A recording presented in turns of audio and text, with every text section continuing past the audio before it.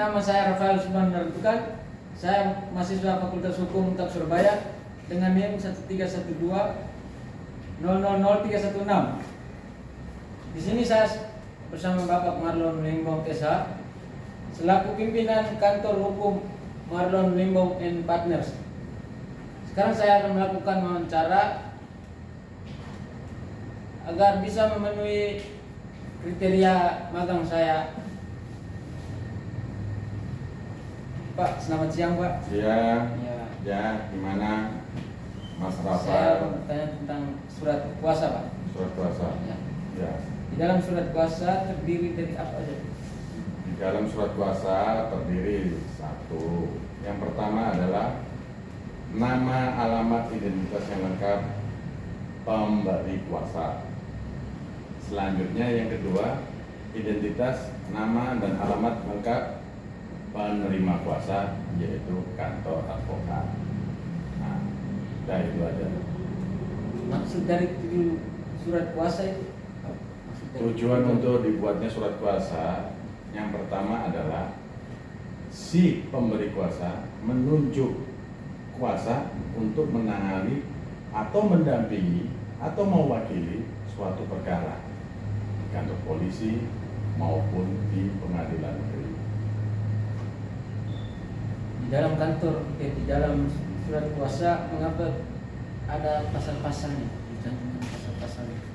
Di dalam surat kuasa dicantumkan pasal-pasal dan undang-undang itu menunjukkan bahwa penanganan perkara ini tertuju kepada perkara apa yang mau ditangani. Contoh pidana 378, 374 atau secara perdata berdasarkan kekhususannya. Sekarang saya mau bertanya tentang somasi. Ya. Somasi itu apa? Somasi itu teguran secara hukum. Sebelum kita menindaklanjuti perkara secara hukum, alangkah baiknya kita tegur secara hukum orang yang punya masalah. Apakah surat somasi itu merupakan sebuah teguran secara hukum? Ya, secara hukum dan tertulis ditujukan kepada orang yang mau kita perkarakan.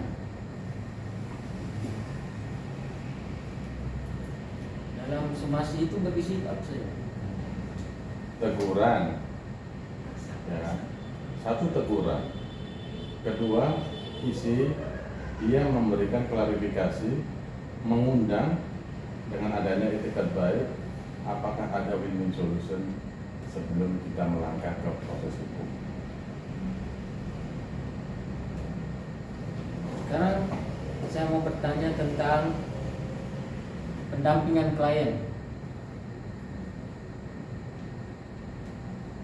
Gimana? Kalau kliennya mau melakukan sebuah laporan ke kepolisian, itu tata caranya gimana itu? Apakah mendampinginya gimana? Tata cara untuk mendampingi klien di kepolisian, tahap pertama harus memberikan surat kuasa kepada kantor advokat. Setelah sudah menerima tanda tangan memberi surat kuasa, maka klien ini kita dampingi untuk satu laporan ke kepolisian sampai terima surat bukti tanda lapor. Pada saat pendampingan itu tugas dari kuasa hukum itu ada nggak? Tugas dari pendampingan pengacara advokat di kepolisian satu, pengacara advokat tugasnya meluruskan bagian dari pertanyaan-pertanyaan dari kepolisian yang tidak atau yang belum dipahami oleh klien kita.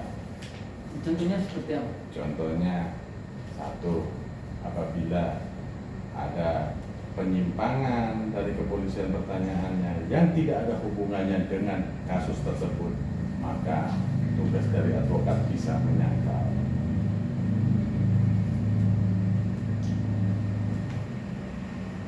Janjian jasa hukum untuk sama klien itu seperti apa? Apa aja? Perjanjian jasa hukum itu dibuat supaya tidak ada wan prestasi ingkar janji terhadap jasa, ya, jasa yang diberikan oleh klien ke kantor advokat.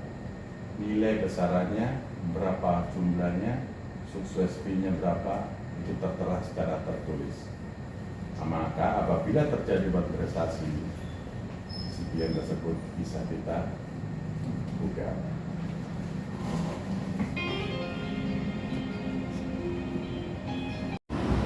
Halo teman-teman, ini lokasi kantor hukum tempat magang saya, Marlon Limbong and Partners, bertepat di Jalan Kutisari Selatan. Ini saya perkenalkan kantor hukum saya yang tempat magang saya. Ini tempat parkirnya.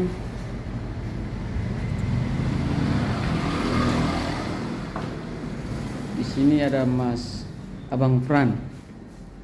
Halo Bang Fran. Halo. Iya. Pak Satrio. Ya, ini Semarang, Budi. tempat konsultasi kliennya di sini. Ini tempat rapatnya. Pertemuan itu dilakukannya di sini, teman-teman.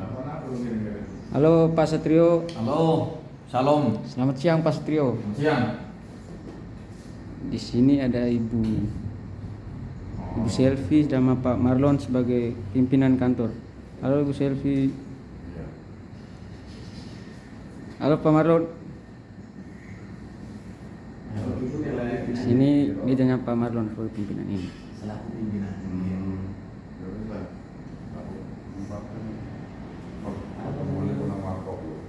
Pak Satrio. Ini Pak, saya mau bertanya, apa saja yang dimaksud dari delik umum sama delik aduan? Saya mau menjawab yang mana dulu? Masyarakat. Delik umum aja. Delik umum. Delik umum itu satu, apabila yang dilaporkan itu tidak boleh diwakilkan. Delik umum itu delik suatu perkara tindak pidana penggelapan, penipuan, itu harus yang korbannya sendiri yang melaporkan kepada pihak kepolisian. Nah, contohnya itu tindak pidana penipuan, penggelapan, itu yang delik umum.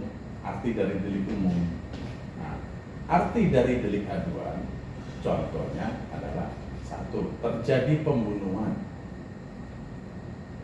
pemerkosaan, dan pencurian. Si pelapor itu bisa masyarakat atau tetangga, karena dia punya hak untuk langsung mengadu. Terjadi contoh di dalam komplek rumah kamu terjadi keributan, tetangga atau siapa RT bisa punya hak untuk mengadu langsung ke pihak berwajib. Nah, di situ berbeda antara aduan, delik aduan, dan delik umum. Setelah itu apalagi Mas yang mau ditanyakan? Saya mau tanya tentang delik biasa sama delik khusus. Tidak ada itu. Tidak ada itu. Yang ada delik ke dalam tindak pidana, delik aduan, dan delik umum. Setelah itu apa yang mau ditanya lagi? Saya mau tanya tentang kantor hukum ini. Kantor hukum kenapa? Ya saya bangun pakai duit ini. Terus apa yang mau ditanya? Seputar perkara yang saya tangani. Ya. Contohnya bagaimana? Yang semua paling tanya? banyak menyita waktu ini. Kalau yang menyita waktu, ya yang pasti adalah perkara perdata. Perkara perdata ini menyita waktu. Kita tidak bisa memprediksi kapan putusan di tingkat pertama, karena itu sifatnya ada bisa menambah upaya tunda, para pihaknya yang belum lengkap, bukti-bukti, penyiapan bukti-bukti. Intinya perkara Kalau perkara pidana sudah pasti ada batas-batas waktu, mulai dari penangkapan, ya kan, sampai pelimpahan penetapan ke kejaksaan. Sudah jelas aturannya. Masnya kan bisa baca di kuhap itu nanti. Ya.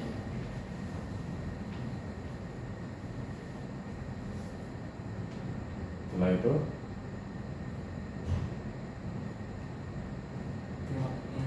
Mungkin itu aja Pak yang saya mau tanya. Terima kasih banyak atas waktu yang Bapak berikan kepada saya untuk bisa magang di sini.